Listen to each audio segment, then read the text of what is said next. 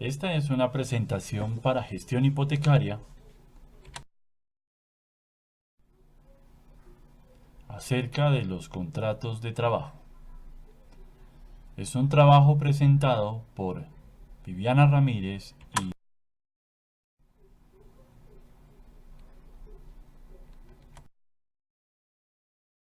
el contrato de trabajo es un acuerdo que se establece entre un empresario y un trabajador por el que éste se obliga a prestar determinados servicios por cuenta del empresario y bajo su dirección, a cambio de una retribución.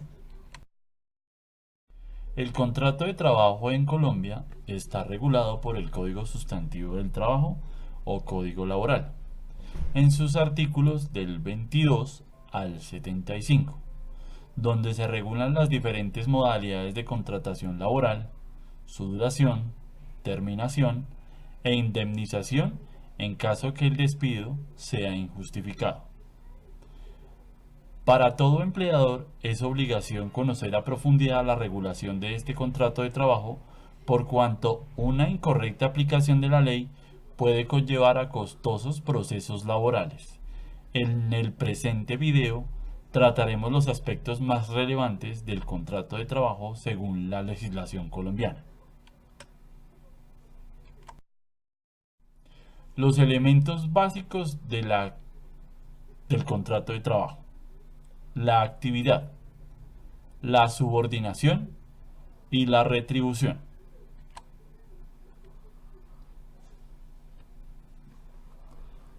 La actividad. Para que exista un contrato de trabajo, el trabajador debe prestar el servicio o desarrollar la actividad personalmente, de manera que no pueda delegar a otra persona. Si la empresa contrató a Viviana, será Viviana quien realice la actividad, quien haga el trabajo.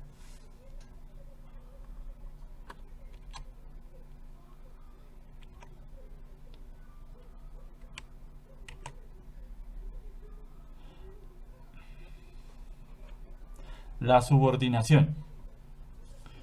El trabajador debe estar bajo la continuada subordinación, lo que significa que el empleador tiene la facultad de impartir órdenes al trabajador y éste la obligación de acatarlas en todo momento.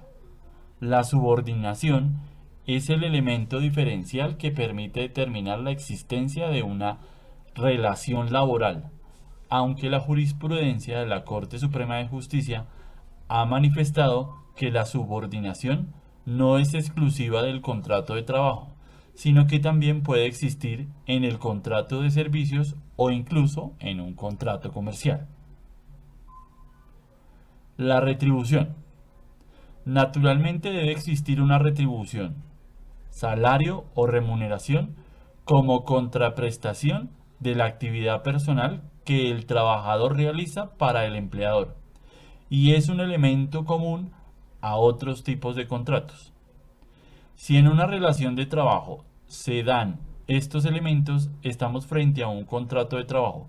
Si lo que hubiera firmado fue un contrato de servicios, un juez laboral podría declarar la existencia de un contrato de trabajo.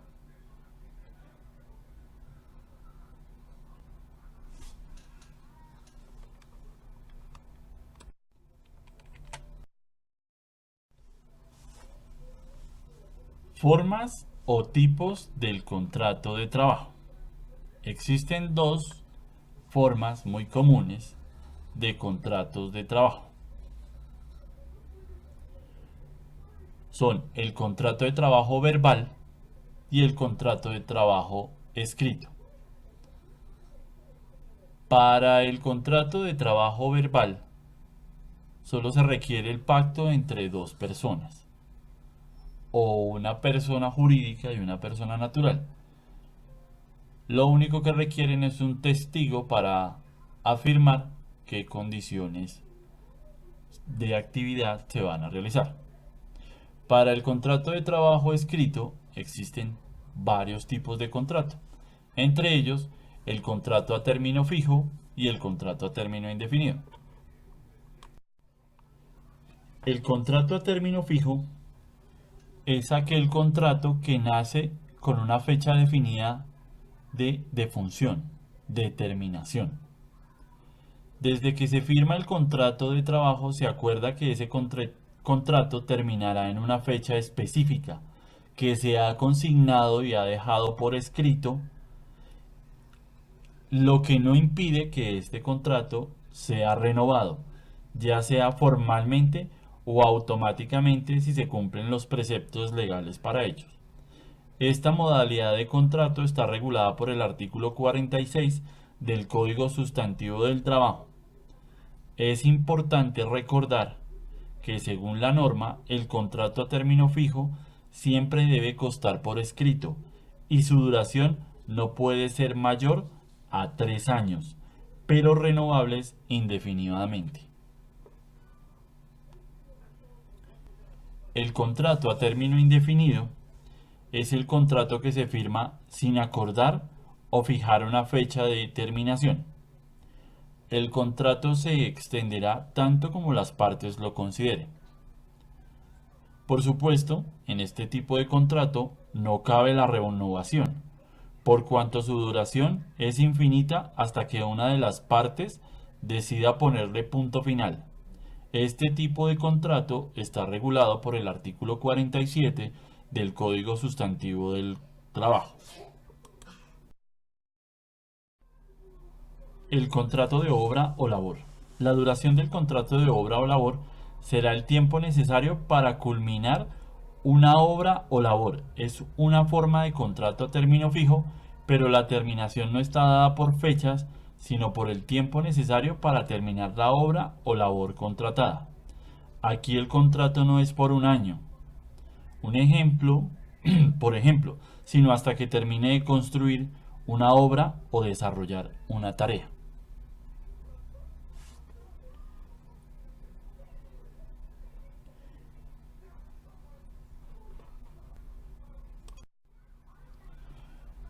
El contrato de aprendizaje es una forma especial dentro del derecho laboral mediante la cual una persona natural desarrolla formación teórica práctica en una entidad autorizada, a cambio de que una empresa patrocinadora proporcione los medios para adquirir la formación profesional metódica y completa requerida por el aprendiz.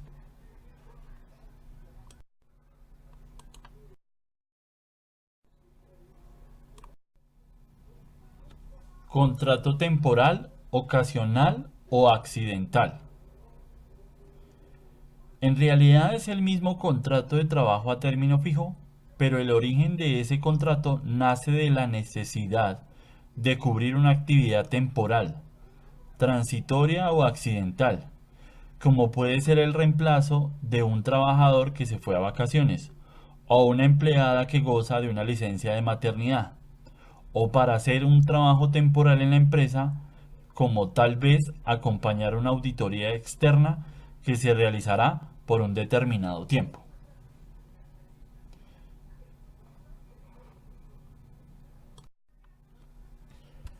El contrato civil por prestación de servicios es un contrato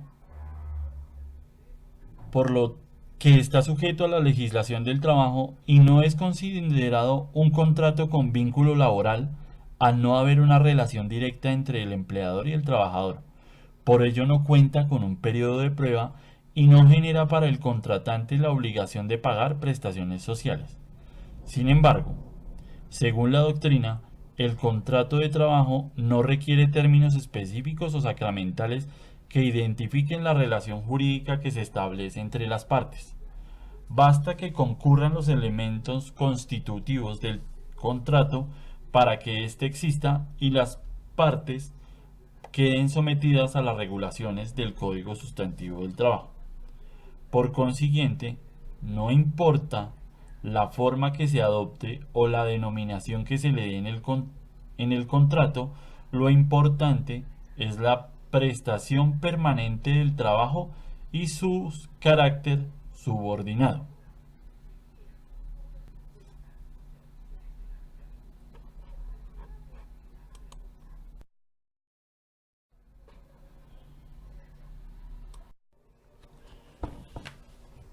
Las formas del contrato de trabajo corresponden a la forma en que se formaliza la vinculación y según el artículo 37 del Código Sustantivo del Trabajo existen dos formas: contrato de trabajo verbal y contrato de trabajo escrito. El contrato de trabajo verbal es aquel en el que no se firma ningún documento, donde los acuerdos son de palabra. En esta forma de contrato no hay documento alguno que sirva de prueba de una cosa u otra, lo que supone una debilidad en caso de que surjan diferencias futuras entre el trabajador y el empleador. Este contrato está regulado por el artículo 38 del Código Sustantivo del Trabajo. El contrato de trabajo escrito está regulado por el artículo 39 del Código Sustantivo de Trabajo y todo lo que se acuerde debe quedar contenido en un documento que, aparte de la firma del trabajador y el empleador, no requiere formalidad alguna para su validez, por lo que constituirá prueba por sí solo para cualquiera de las partes.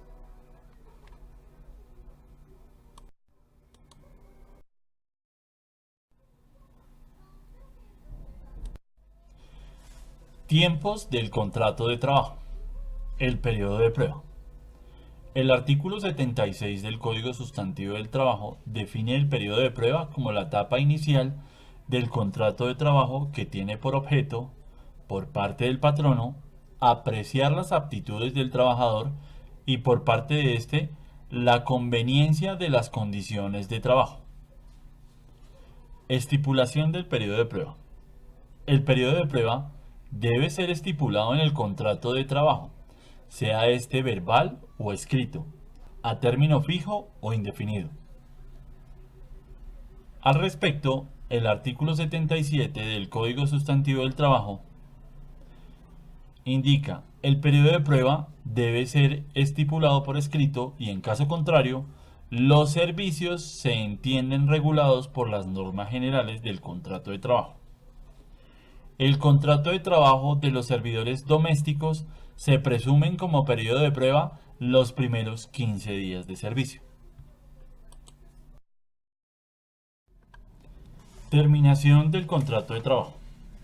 El contrato de trabajo, así como nace porque las partes han tenido la voluntad de hacerlo, puede ser terminado por voluntad de ellas o una de ellas, aunque la ley y la jurisprudencia ha regulado algunos aspectos con el objetivo de proteger a la parte débil que se supone es el trabajador.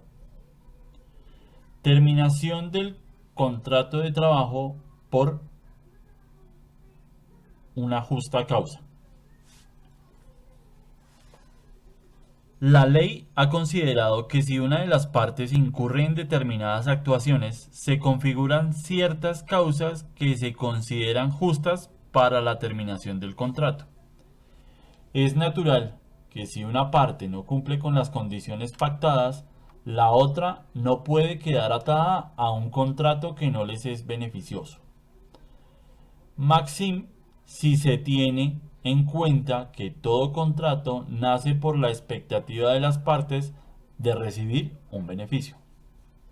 El contrato de trabajo, como lo señala el artículo 61 del Código Laboral, puede ser terminado por la expiración de la fecha pactada, por común acuerdo de las partes, por muerte del trabajador, etc. El artículo 62 del Código Sustantivo del Trabajo textualmente ha señalado las causas que se consideran justas para que el contrato sea terminado. Se enumeran causas o hechos que las dos partes pueden generar. En este caso, la terminación no se da por consentimiento mutuo, sino porque una de las partes quiera hacerlo y la otra no.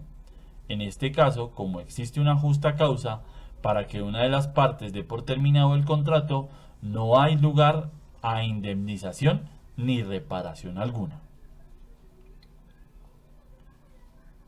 Terminación del contrato de trabajo sin justa causa. Si no hay una justa causa, para que una de las partes termine el contrato de trabajo, igual puede hacerlo porque es su voluntad, que no es obligatorio tener una relación con quien no se quiere. Pero en tal caso hay consecuencias especialmente para el empleador. Si el empleador le termina el contrato de trabajo a un empleado sin que medie la justa causa, tendrá que indemnizarlo en los términos que dispone el artículo 64 del Código Sustantivo del Trabajo y asunto arreglado. Si un empresario no desea tener a un trabajador y es sencillo, lo despide y paga la indemnización a que haya lugar y asunto resuelto.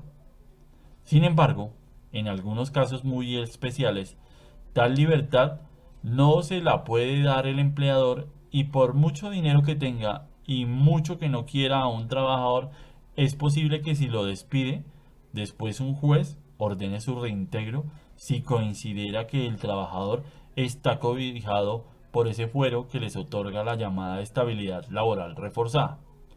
Pero esa es otra anécdota que se debe dirimir en los estrados judiciales. Hola, buenas tardes. Mi nombre es Viviana Herrera. Actualmente tengo un contrato a término indefinido. Trabajo para la compañía de gestión hipotecaria, haciendo toda la parte de análisis financieros y gestión en bancos, ya que es una compañía que se especializa en hacer reducciones de créditos hipotecarios. Cuando entré a la compañía, entré con un contrato de corretaje como asesora comercial. Y gracias pues al buen desempeño y a la oportunidad que me dio la compañía de ascender, pues actualmente tengo un contrato a término indefinido. Buenos días, mi nombre es Yuri Pardo, yo soy funcionaria de carrera en la entidad del Estado. Mi tipo de contrato se llama funcionario de carrera, que consiste en que sale una convocatoria en cualquier entidad del Estado, es publicada en la página de la Comisión Nacional del Servicio Civil y de acuerdo a los requisitos que soliciten uno se postula de acuerdo a los que cumpla. Hay de 3 tipos, que son asistencial, técnico y profesional. En mi caso ejerzo un cargo asistencial, en el cual primero tuve que presentar mi hoja de vida. Luego, si cumplía los requisitos solicitados para desempeñar el cargo, me llamaban a una prueba escrita. Aproximadamente después de un mes salieron los resultados y en este cargo no se requiere entrevista. Para el caso de los técnicos y profesionales se requiere una entrevista. Después de eso tuve que esperar algunos meses para que ya la Comisión Nacional del Servicio Civil y la empresa en la cual laboro generaran mi resolución de nombramiento. Esa resolución se puede aceptar inmediatamente o puede uno postergarla 30, 60 o 90 días, dependiendo si de pronto tiene que hacer entregas en el trabajo anterior o no se puede posesionar por algún motivo en especial. Después de posesionarse se entra en un periodo de prueba durante 6 meses, el cual es calificado con unas evaluaciones establecidas por la Comisión del Servicio Civil, y si uno cumple a cabalidad con su periodo de prueba, se convierte automáticamente en funcionario de carrera, que quiere decir que puede participar en cualquier otro tipo de empresa que sea de carrera y puede ir ascendiendo de grado, o simplemente se queda en el tipo asistencial, que es mi caso, y ya no hay forma de que a uno lo echen o se quede sin empleo, sino que la misma comisión tiene que buscar a dónde trasladarlo. Entonces es una de las ventajas, porque es un empleo completamente fijo y seguro. Entonces quiere decir que es como un tipo de contrato a término indefinido. Sí, exactamente. Sí, prácticamente es indefinido. Lo que pasa es que tú tienes la oportunidad de participar en otras entidades. Por ejemplo, en mi caso yo soy asistencial, podría ir a participar como técnico, o cuando termine mi carrera puedo participar como profesional. Si de pronto no me gusta o el otro tipo de empleo, simplemente aquí me guardan por 6 meses este empleo que tengo actualmente y puedo volver a mi cargo actualmente. Y si no, pues simplemente paso la renuncia en y sigo siendo de carrera en otra entidad. Ah, ok. Entendido. Muchas gracias, Yuri. Con mucho gusto. En este momento estamos con nuestro compañero Wilson, que nos va a explicar su tipo de contrato. Él está aquí presente para podernos explicar el tipo de contrato que tiene en este momento. pero también nos va a contar de otros contratos que ha tenido. Gracias, Wilson, por participar. Bueno, muchas gracias, Viviana. Bueno, buenos días para todos. Mi nombre es Wilson Silva.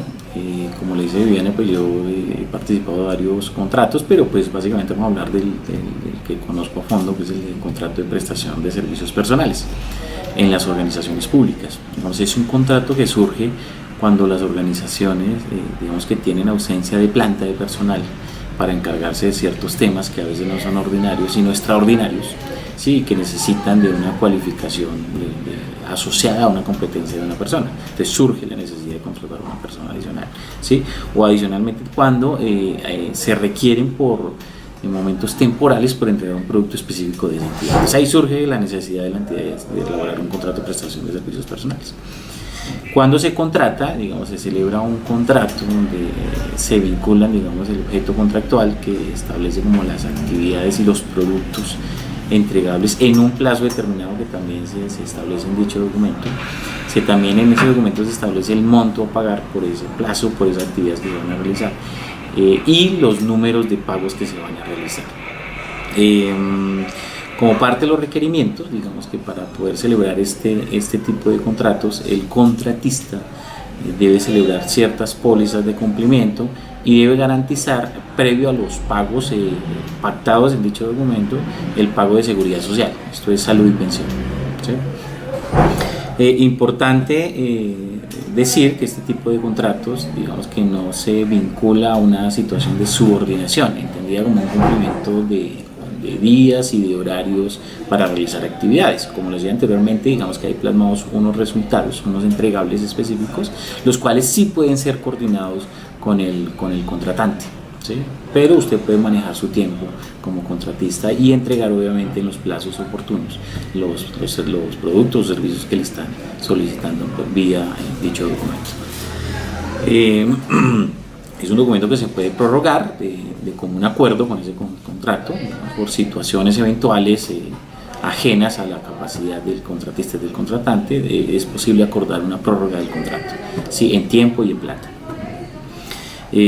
Va a tener también, obviamente, como todos los contratos, la mayoría de contratos, una supervisión, quien, digamos, va a garantizar efectivamente la verificación del cumplimiento de esos entregables. Si cumple con esa calidad y oportunidad efectivamente para estar en el contrato, entonces se da vía libre al pago de esos honorarios. Básicamente es eso. ¿Tú crees que hay alguna diferencia entre el tipo de contrato de contratista al de planta respecto como a la persona? Sí, claro, sí, un contrato de planta, por ejemplo, es a término definido. El contrato, por ejemplo, de prestación de servicios, sí tiene unos tiempos establecidos. Son, como les decía, tienen productos entregables. El de planta, está asociado más a unas funciones, a realizar unas funciones, y otras las características y tema de la subordinación. Cuando tienes un contrato de planta, efectivamente tienes unos jefes, tienes que cumplir unas funciones, tienes que cumplir un horario. En el de contratista no, ahí cumples unas actividades y unos entregables fijados y expresados en dicho contrato. Súper, muchas gracias, Wilson. Con mucho gusto, Viviana.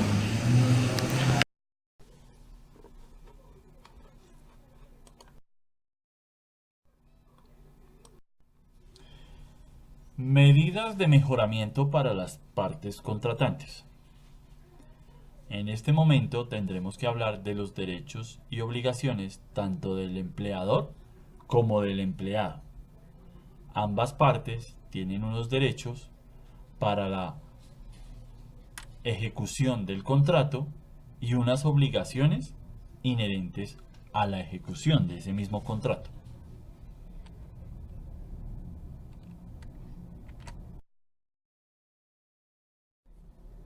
Derechos y obligaciones de las partes. El empleador. Los derechos del empleador. Debe tener facultad de organización.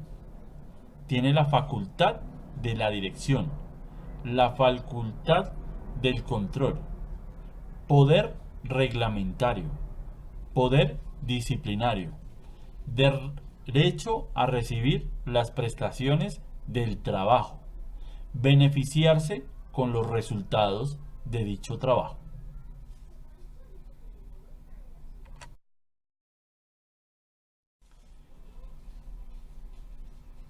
Deberes del empleador. Pago de las remuneraciones. Pagar por las horas extras y suplementarias. El buen trato con sus colaboradores. Prevenir y evitar los riesgos del trabajo. Dar trato igualitario a todos los trabajadores. Proteger al trabajador. Proveer los elementos necesarios para la realización del trabajo o la actividad. Dar ocupación efectiva al trabajador. Desarrollar acciones para mejorar la seguridad en el trabajo. Derechos y obligaciones de las partes. Empleado. Deberes laborales. Cumplir las obligaciones que se derivan del puesto de trabajo y actuar de buena fe con la empresa. Cumplir de forma responsable con las medidas de seguridad e higiene que corresponda. Por ejemplo, si hay que llevar equipos de protección individual o cumplir una serie de protocolos básicos, ya que el hecho de cumplirlos te puede poner en peligro tanto al trabajador como a otra persona. Cumplir las órdenes e instrucciones de los superiores. No concurrir con la actividad de la empresa, al menos en los términos que fija la ley. Intentar contribuir en la medida de lo posible a la mejora de la productividad empresarial, lo que implica intentar actuar siempre con responsabilidad para el buen funcionamiento de la empresa. Los deberes que se deriven del propio contrato de trabajo. Derechos básicos de los trabajadores. Todas las personas tienen derecho al trabajo y al poder elegir libremente la profesión u oficio que se quiera realizar. El derecho a la libre sindicación. El derecho a la negociación colectiva. La posibilidad de adoptar medidas de conflicto colectivo. El derecho a hacerse huelga. El derecho a reunirse. El derecho a recibir información, realizar consultas y participar activamente en la empresa. Aparte de los derechos básicos ya mencionados, existen otros que tienen que ver con el día a día laboral. Y son los siguientes. El derecho a promocionarse laboralmente y acceder a la formación profesional. Aquí se incluyen todas las formaciones orientadas a las posibles adaptaciones del puesto de trabajo y al desarrollo de planes y acciones formativas que se realizan para favorecer al máximo la empleabilidad.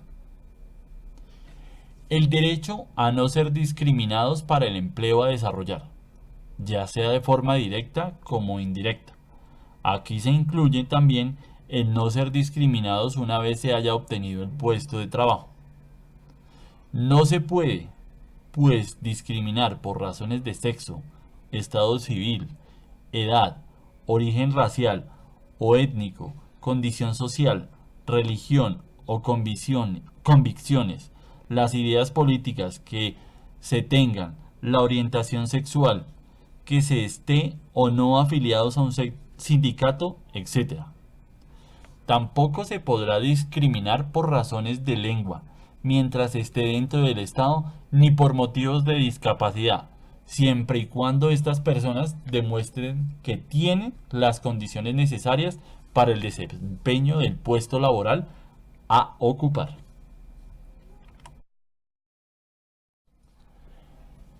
Protección de la integridad física. Esto implica que en el lugar de trabajo cumpla con las condiciones necesarias de seguridad e higiene, es decir, que cumplan la normatividad vigente en esta materia, que se entregue a los trabajadores el material de protección que corresponda, que se les informe adecuadamente sobre los riesgos o peligros propios del trabajo a desarrollar. Otro derecho esencial es el respeto a la intimidad del trabajador y la preservación de su dignidad. Ningún empleado podrá ser acosado por ningún motivo, especialmente por las causas expuestas, como motivos de discriminación, y en caso de producirse, la empresa deberá tomar las medidas necesarias y poner fin a esa situación. Todo trabajador tiene derecho a cobrar puntualmente su salario, ya sea el que legalmente esté establecido por convenio colectivo o bien el que se le haya pactado en el contrato de trabajo.